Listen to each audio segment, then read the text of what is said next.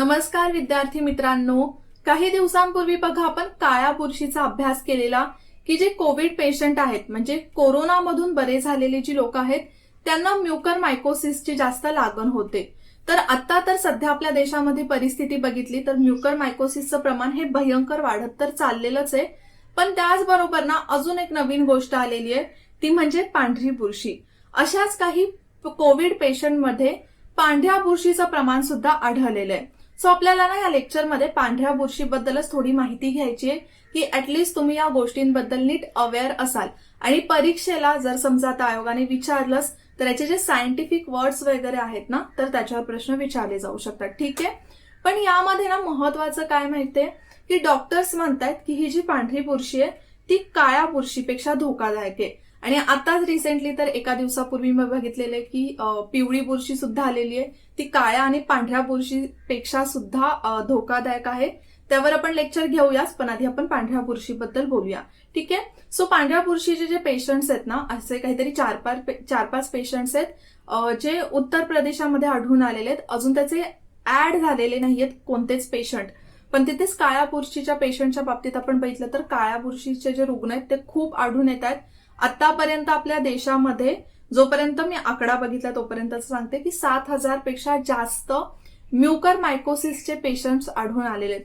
In fact आपल्या central गव्हर्नमेंटने तर सगळ्या राज्य सरकारांना असं सुद्धा सांगितलेलं आहे की जे म्युकर मायकोसिस आहे त्याला एक महामारी म्हणजेच काय साथीचा रोग म्हणून घोषित करा. अच्छा, साथीचा रोग किंवा आपण त्याला एपिडेमिक म्हणून ओळखतो. ठीक आहे, आता कोरोनामुळे काय आलेलं आहे याला पॅन्डेमिक म्हणून ओळखलं जातंय.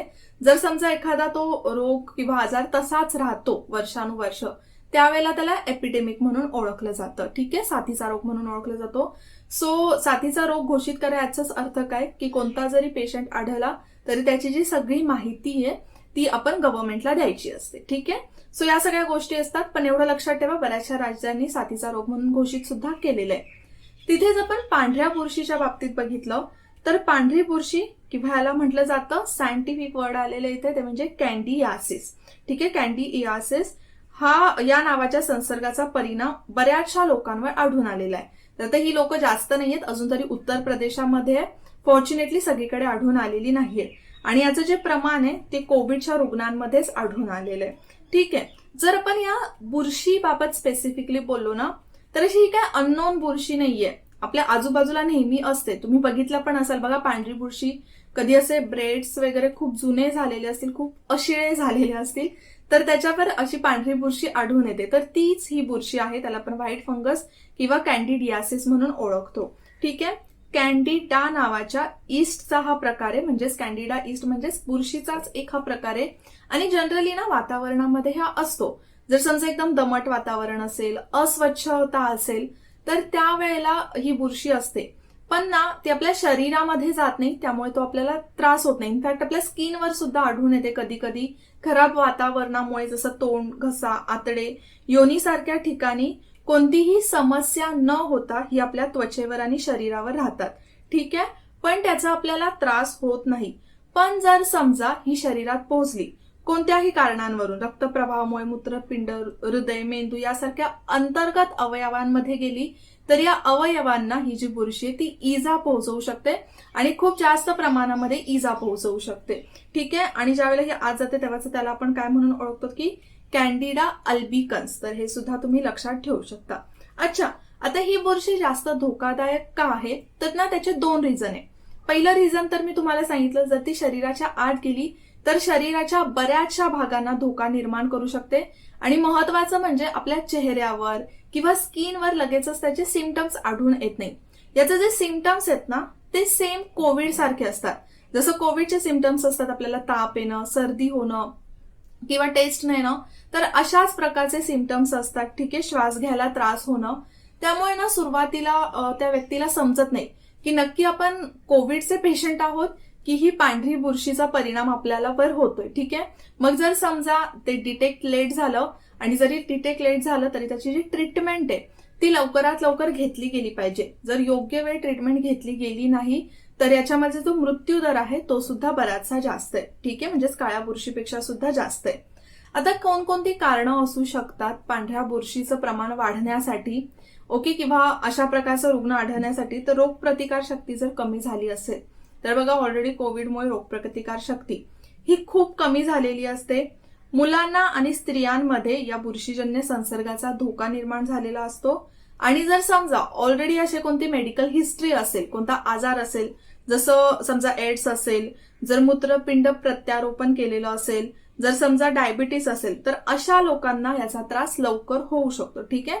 आणि महत्वाचं रिझन बघा, त्याच्यात तिन्ही बुरशींचा प्रकार मी सांगितलं ना, काळी, पांढरी किंवा पिवळी, या तिन्ही बुरशींना ना सध्याचं जे स्पेसिफिक रिझन आढळून आलेलं आहे ते म्हणजे कोविड पेशंटवर जे स्टिरॉइड्सचा वापर केला गेलेला आहे त्याच्यामुळे. ठीक आहे. स्टिरॉइड्समुळे लोकांची जी प्रतिकार शक्ती आहे, रोग प्रतिकार शक्ती, ती खूप कमी होते आणि त्याच्यामुळे लगेचच या बुरशीचा परिणाम त्या रुग्णावर होत असतो. ठीक आहे. जर आपण बाकीची जर यामध्ये लक्षणं बघितली तर बघा, पांढऱ्या बुरशीमध्ये नखे, त्वचा, पोट, मूत्रपिंड, मेंदू, खाजगी भाग म्हणजेच प्रायव्हेट पार्ट, तोंड यासह फुफ्फुसातील तसेच शरीराच्या इतर भागांमध्ये त्याचा परिणाम होतो. ठीक आहे. म्हणजे याचा जो परिणाम आहे तो आपल्या बॉडीवर इंटरनली खूप जास्त होतो आणि त्यामुळे तो लगेच समजून येत नाही आणि त्यामुळे धोका एखाद्या व्यक्तीला लगेचच निर्माण होऊ शकतो. ठीक आहे.